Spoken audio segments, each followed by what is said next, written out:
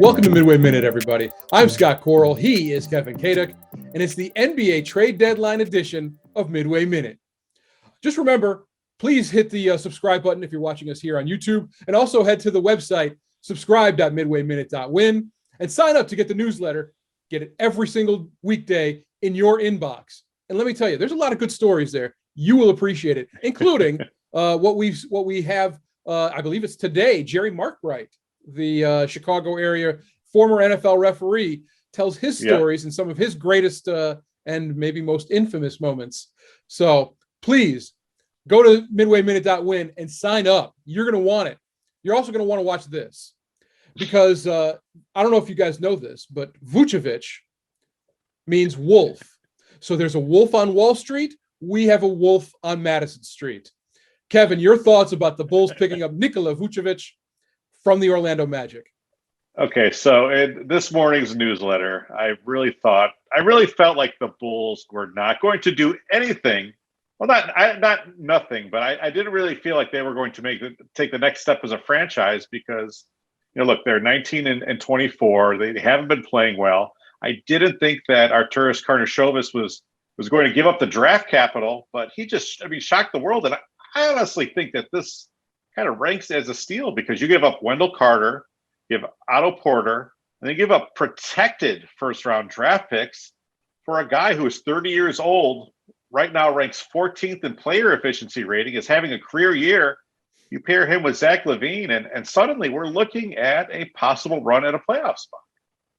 Those two protected draft choices are top four protected, not lottery protected or anything like that, right? But top four protected. So likely they are going to the Magic in this. But when you talk about Vucevic, you have a guy who's averaging 24 and a half points a game, almost 12 rebounds, almost 4 assists a game. You mentioned his player efficiency rating. He's 8th in the league in value over replacement player. Mm-hmm. And if his current stats hold up, he might be the only guy in NBA history, which is kind of surprising because Dirk Nowitzki was out there that averaged 20 points, 10 rebounds, and 2.5 threes per game. That's pretty amazing. Yeah, he's having a career year. There's no other way around it. And the Bulls really got him for two players that no one's going to miss. I know you were a little higher on Wendell Carter than I am. I'm glad to see him go. I'm kind of tired of squinting my eyes and trying to see a really great NBA player there. I don't think it's happening, even though he's young.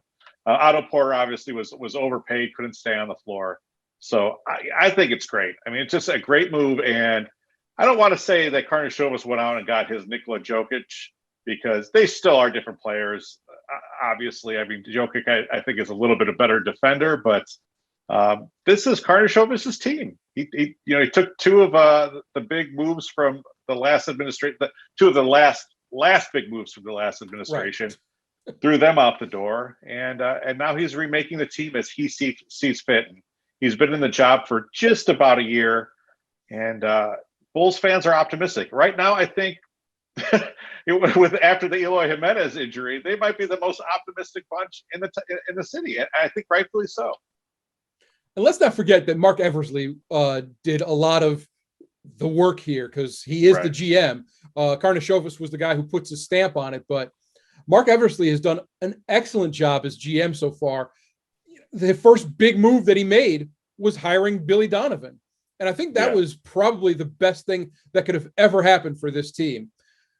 But a lot of people are looking at this Vucevic move wondering, okay, well, what's this going to mean for Vuce going forward?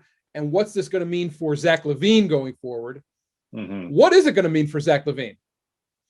Well, I think he's got another guy. He doesn't have to do it all. I think it opens him up a little bit more. Not that he really needs to be open a lot, but right now you've got two superstars. It's great to think that the Bulls have two all-stars on their roster after more of it, almost a half decade of going out without any all-stars. So the thing is, you bring up Eversley. I'm glad you did that because really by getting Garpax out of there, this really seems to me like what the Cubs did in 2011, bringing Theo Epstein. It became a real organization with real players and the real infrastructure that you need to win in the NBA. So it goes down from those top two all the way down from, the capologists that they brought in and the player evaluation. It's just, you look at Patrick Williams, he's not the player that we're expecting him to be, but for the fourth pick, the way he's produced as someone who is just barely 19 years old, just incredible. Yeah, it's been quite the, really all this stuff happened, since September? Yeah. So really, you're talking about half a year of really just a whirlwind of change. You mentioned. Do you remember when they hired him? It still took him a while to even get to Chicago because it was in the middle of the pandemic, and it took him a while to meet with Jim Boylan. And like you said, this from September going forward, it's just been a complete sea change, and it's been great. Let's be honest. You mentioned Wendell Carter Jr. and how that I was a little bit higher on him, I think, than most. Yeah. The only reason why I believe that he's a better player than what he showed with the Bulls is I do think that Jim Boylan ruined it. And I'm sorry to say, that anybody could have destroyed a person's career, but I feel like Boylan really destroyed Carter Jr.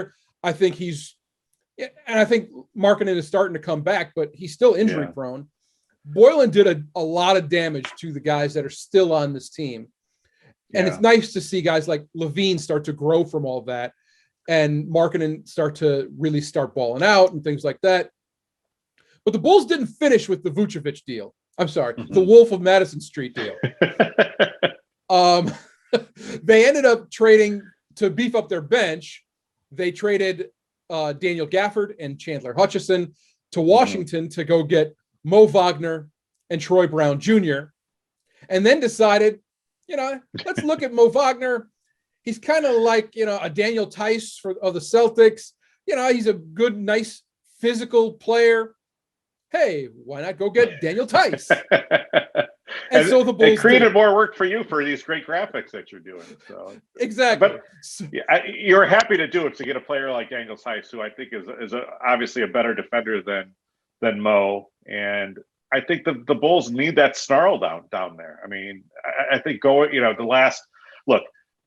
this season has been an optimistic one, but there's still been a lot of downsides. They haven't beat good teams, and a lot of that does come down to the late defense and closing out games in the fourth quarter. And when you bring in a guy like Tice, that's the sort of thing you can do to protect the lead and not give those up. So that's obviously not the takeaway from today. Vooch is the takeaway. But to get Tice, I think is not a small move either. No, but here's the thing. This is, as a guy who has watched the NBA a lot and things like that, I did like the Wagner move before he got traded to the Celtics because the way I felt about it was you got Vucevic, and then you go and get Wagner. You just became that much more physical. People don't remember, especially probably in Chicago, but I remember watching this game. Not long before the playoffs began last season, Wagner and the Wizards played the Bucks, and Wagner had Giannis practically crying on the floor. So to get a guy like Tice, who also likes to beat people up, you just became that much more physical. This was a shot in the air to Milwaukee. Now it's time for you guys to start looking. Giannis better not be the only player that can do something if you're the Bucks. You better find a few more guys because the Bulls are coming. Yeah. And with the two All-Stars in Levine and Vucevic, who are both on the same All-Star team this past season. As a matter of fact, Zach LaVine took to Instagram today after the trade and put up Vucevic talking to LaVine. So it was very interesting. He might have done some recruiting, but I think the thing that was interesting, though, this was not a foregone conclusion. Coming into this week, the Magic said, this is not probably something that's going to happen because he's such a valued member of the franchise there for almost a decade. Obviously, a hell of a player. And yet, and even like an hour before, Woj tweeted this, this is going to take a great package. So I really don't know what really happened for the Magic to change their mind with the package that the Bulls gave them. I saw that Woj tweet, And it was like literally, I think it was like, I don't know, 10 or 15 minutes later that that the Magic traded Vucevic to the Bulls. So I was like, wow. And the thing is, you always have to make sure, is this really the Woj? Is this really the Woj Twitter account? Is this a fake Twitter account? Like, no, there's a blue check mark. This is for real. This is happening. Yeah, I was very, very happy and surprised. And so were actually other people. Former GM Ryan McDonough went on NBA TV, and he said this about the Vucevic trade. This is a big and aggressive move for the Bulls. And then Sam Mitchell, he was asked directly after that how he thought of the Vucevic move. And he said, I would be doing backflips if I was Zach LaVine. You got two legit all-stars. Love this trade for Chicago. There's going to be a lot of people that I'm not saying that they're going to like all of a sudden become, second in the East. But we're talking about a team that right now, as you mentioned, 19-24, they're 10th in the East right now, but they're only 3 games in back of 4th, and that's Charlotte right now. Right. 3 games. That's doable in the second half of the season. Yeah, for sure. And obviously they were the team that got better.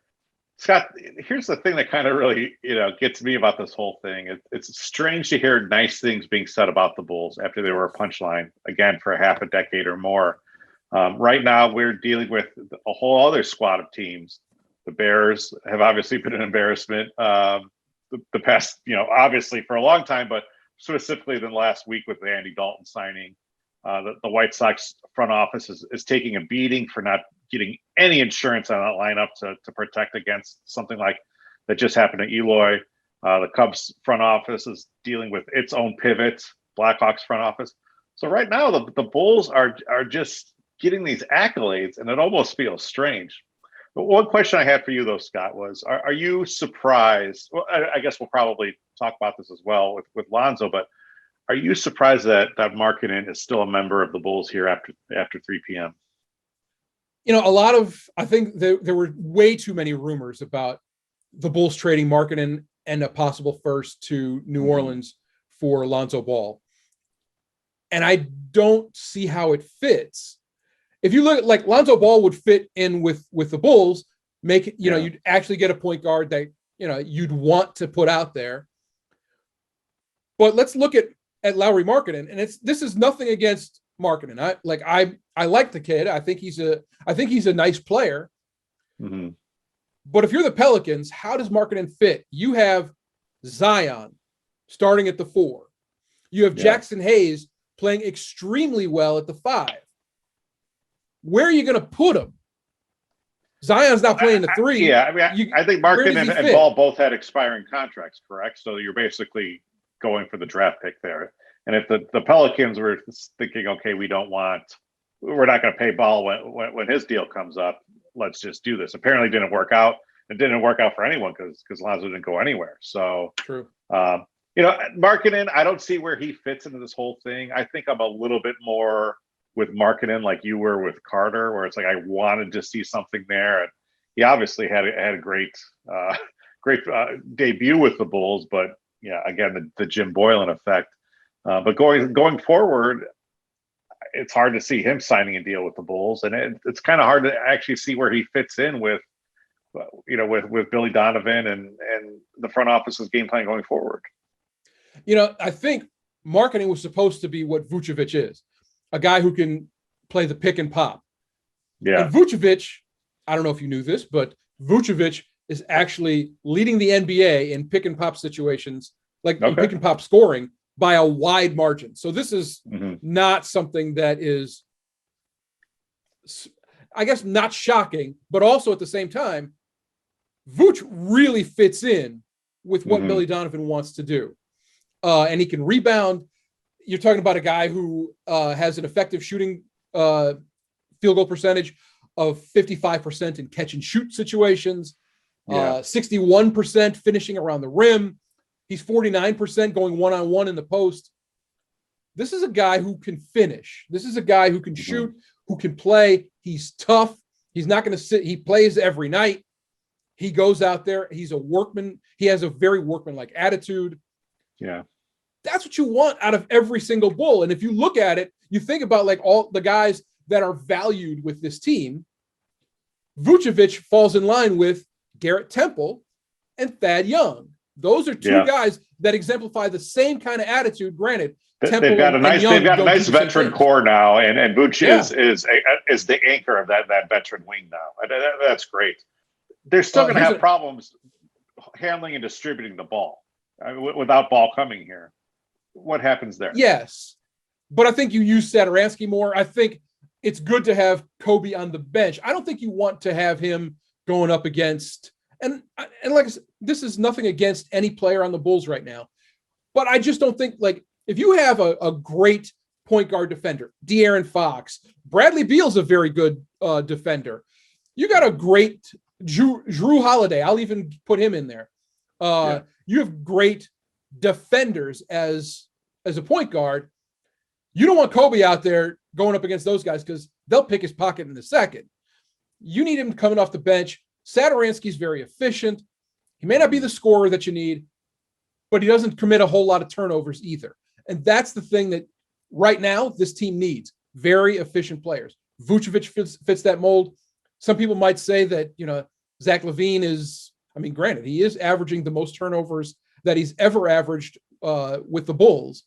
Yeah. But he's also being used a lot more than he ever has with the Bulls too.